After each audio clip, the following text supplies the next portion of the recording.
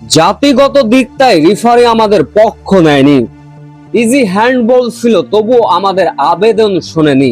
অবশেষে অপ্রতিরোধ্য মোরক্কোকে থামালো রেফারি। রেফারির ওপেন দুর্নীতির জন্যই আমরা ম্যাচ হেরেছি, ওদের কারণে আমরা জিততে পারিনি। ম্যাচ শেষে কান্নায় ভেঙে পড়ে একই বললেন মোরক্কোর ফুটবলার আশরাফ হাকিমি। বিস্তারিত জানতে ভিডিওটি না টেনে সম্পূর্ণ দেখার অনুরোধ রইল।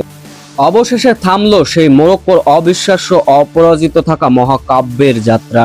টানা 34 ম্যাচ ধরে পরাজয়ের মুখ না দেখা আফ্রিকান পরাশক্তির দল অবশেষে হার। 2026 বিশ্বকাপে কোয়ার্টার ফাইনালে যা করে দেখিয়েছে মোরক্কো এক কথায় অসাধারণ। যদি কিনা রেফারির কিছু কারসাজি না থাকতো, হয়তোবা জয়ের মুখ দেখলেও দেখতে পারতো আফ্রিকান এই দলটি। ম্যাচের শুরুতে অবশ্য আফ্রিকান এই দলের বিপক্ষে বল দখলে নিজেদের এগিয়ে রেখেছিল ফ্রান্স। তবে একের পর এক আক্রমণ চালিয়ে যখন গোলের দেখা পাচ্ছিল না ফ্রান্স, তখন ম্যাচের বয়স 25 মিনিট।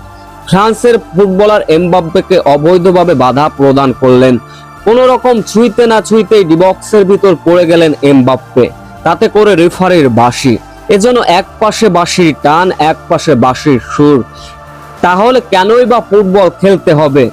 তাতে করে রেফারির বাঁশিতে প্লান্টি পেয়ে যায় ফ্রান্স। প্লান্টি শুট নিতে আসলেন এমবাপ্পে। অবশেষে প্লান্টি থেকেও গোল করতে ব্যর্থ হয়েছিলেন এমবাপ্পে। তাতে করে হতাশার মাত্রা বেড়ে গিয়েছিল ফ্রান্সের। প্রথমার্ধে গোল শূন্য বিরতিতে যায়। এরপর ম্যাচের বয়স যখন ঠিক 58 মিনিট, এবার কেলেন এমবাপ্পের মাঝমাঠ থেকে আক্রমণ। গোল করার আগে কেলেন এমবাপ্পে শট নিয়েছিলেন।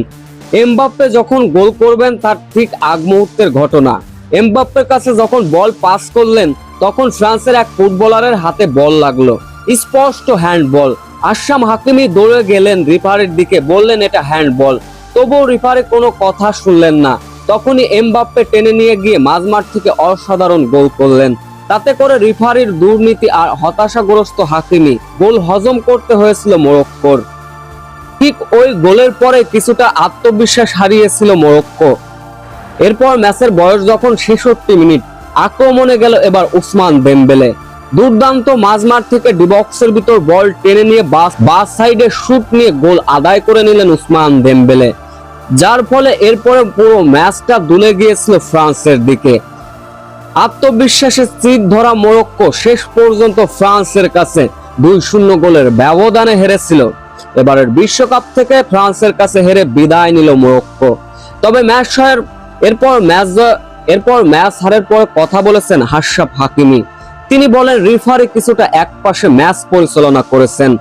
যখন আপনারা দেখবেন এমবাপ্পে পড়ে গেলেন, ওটা কোনোভাবেই ফাউল হয় না। ডিবক্সের ভিতর যদি এতটুকু ছাড় না পায় প্রতিপক্ষ, তাহলে হয়তোবা এক প্রকার দুর্নীতি করে আমাদের হারানো হয়েছে। ওটার কথা বাদ দিলাম, হ্যান্ডবলের জন্য অন্তত আবেদন করেছে, সেটা তো অন্তত ধরবে মাঠে থাকা রেফারি।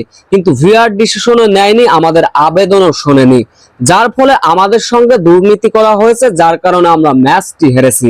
তবে কি জাতিগত দিক থেকে কারণেই আমাদের বাদ দেওয়া হলো?